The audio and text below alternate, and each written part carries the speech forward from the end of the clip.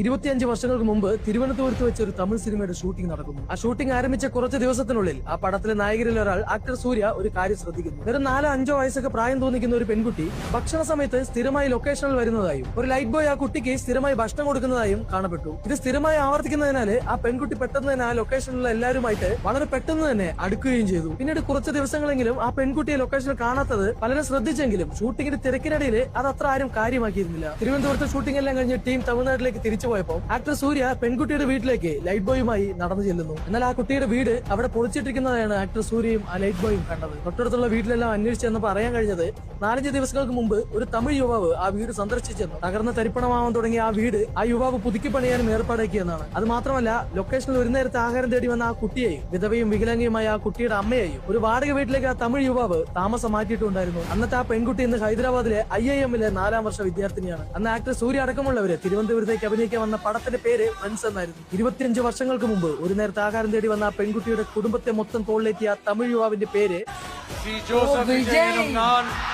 എല്ലാത്തിലും നല്ല തലപതി വിജയ്.